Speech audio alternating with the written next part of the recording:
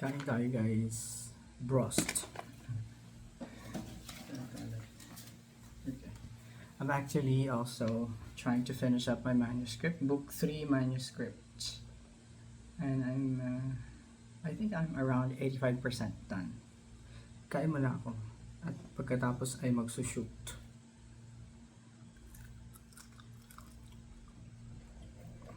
Okay. Habang hindi ako mapanood pala. Nandito pala ako, Netflix. Load na lang tayo ng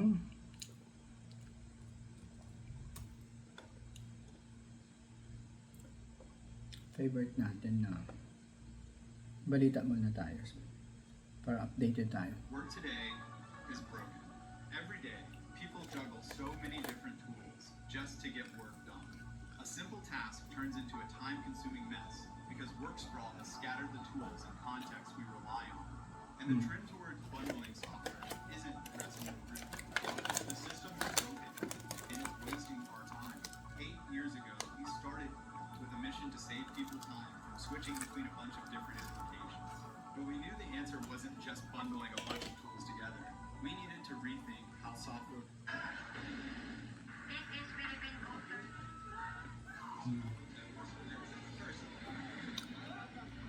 Mula sa GMA Network Center, ito ang favorite line oras. Ayun oh. Garlic.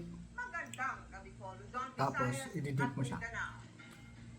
Atrasado ang taas pasahe sa mga pampublikong sasakyan na dapat sana ay simula na bukas. Mismong si Pangulong Bongbong Marcos ang nagpreno sa pagpapatupad niya.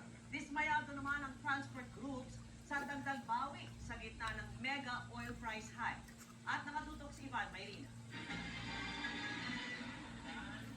Inanunsyo kahapon ng LTFRB ang taas pasahe sa mga pampublikong sasakyan. Pero bago pa ito maging epektibo bukas, pinigil ito ni Pangulong Bongbong Marcos. Sa aking palagay, dahil nga,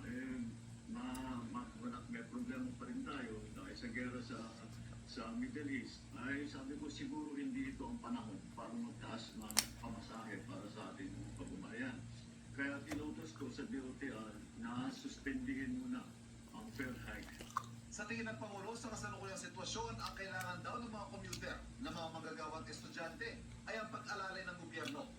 Pero ang dagdag bawi, ikinadismaya ng mga transport group na iniinda ang halos dumoble ng presyo ng produktong petrolyo. Sabi nila, pareha na nga lang daw, ipinagkakait pa. Pinaasa tayo, hindi pa nai-implement, binawi na. Ito po yung masakit sa atin. Hindi pa nai-implement, binawi na, purong sulong, laban bawit, itong ating pamahalaan sa gitna ng krisis. Kung totoo yan, adikabok lang yun, yung kesong yun. Kumpara sa diesel na kinikonsumo namin sa araw-araw na pamamasada, titigil na lang po kami yan. Oo, kasi ano nga mag-COVID kami na wala kami may uli kahit pang-bigas-bigas lang sa pamilya namin. For Ang Pangulo may pangako sa sektor ng transportasyon. Huwag po mag-alala ang ating mga transport workers dahil mamadaliin po namin, natagdagan po namin ang suporta sa inyo para naman ay hindi kayo masyadong nahirapan. Kailan ba idadagdag ng Pangulo at magkano pa lang idadagdag?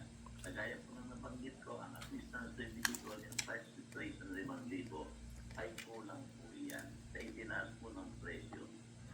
Sinimula na kahapon ng DSWD ang pamimigay ng 5,000 pisong ayuda sa mga tricycle drivers sa Metro Manila. Sa susunod na linggo naman ang iba. Pagkatapos naman ng Semana Santa, sisimula ng distribusyon sa mga nasa probinsya. Sa isang pahayag, sinabi rin ng Department of Transportation na minamadali na nila ang paglalabas ng fuel subsidy para sa mga kwalipikadong driver at operator. Ipinag-utos din ng Pangulo ang libreng sakay sa buong bansa at para naman sa MRT at LRT, magpapatupad ng mga diskwento. May aasahan din daw na diskwento sa toll para makabawas din sa gastusin sa transportasyon. Kahit na may malaking gulo na nangyayari, ay amin na rin ay basta kaunti lang ang nararamdaman o sana man. Kung kaya namin gawin, sana walang mararamdaman ng ating taong bayan sa kanilang araw-araw na pagtrabaho, sa ating mga estudyante na araw-araw pumapasok. Para sa GMA Integrated News, Ivan Mayrina, nakatutok 24 oras. Dineklarang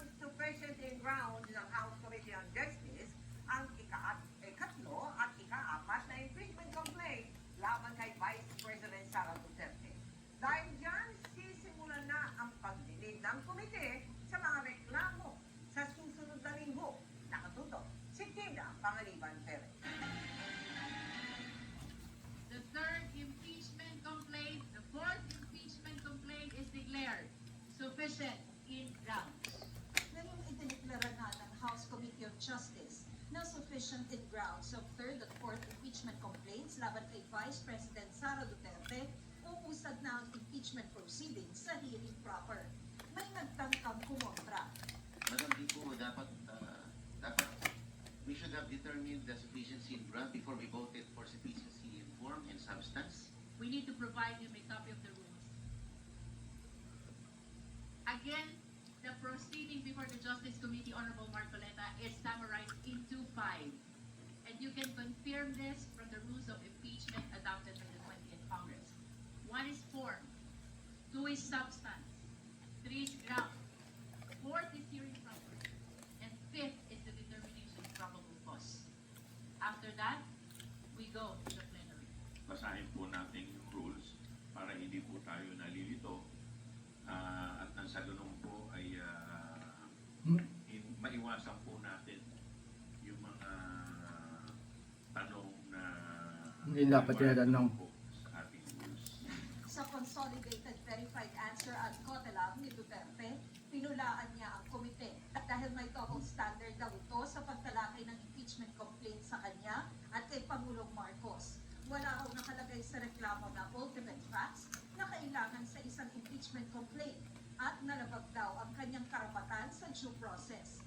Hindi na ito gaanong kinalakay ng komite dahil maliban sa hindi naman daw ito isa-isang sinagot ang mga alegasyon, ang mga inirereklamo niya sa proceedings ay hindi sa komite dapat itulong. It alleges violation of due process and failure to state ultimate facts. And these are matters which should not be addressed to the Justice Committee. This should be addressed to the Supreme Court via a petition. I maintain the position that the committee observed the necessary requirement of due process. Ang unang araw ng hearing proper ay nakatakda sa March 25. Ayon kay Lubistro, bibigyan ng notice si VP Duterte at ang mga complainant para humarap sa komite. This will be a mini trial, should I say, no? Because the full-blown trial will happen in the Senate. What is important is to give ample opportunity to the complainant to present their witness and evidence per ground. Paano kung hindi tumalo ang bisil? This is her prerogative. Her presence during the hearing proper and even her presentation of evidence is actually part of her right to due process. So, if the respondent is not interested to present her evidence, I don't think that there will be proper party to do that presentation in behalf of the Vice President. Nakikita rin ng ilang miyembro ng House Committee on Justice ang posibleng pagtulong ulit ng Vice sa Korte Suprema. Handa naman yung komite na harapin po yung lahat ng aspeto na pwede hong banggitin ng pangalawang Pangulo. Dahil I think as far as we're concerned, from the beginning up until today and moving forward, yung po nga binabanggit niya na wala daw pong due process, hindi yun totoo. Di ba? Base sa konstitusyon at sa rules on impeachment, may 60 session days ang House Committee on Justice para tapusin ang impeachment proceedings. At base sa kahulugang binigay ng Korte Suprema, ito ay isang calendar day na nagsagawa ng sesyon ng Kongreso. Pero binigyan ng plenaryo ng otorisasyon ang komite na magsagawa ng mga hearing kahit pa mag-recess na ang Kongreso sa March 21.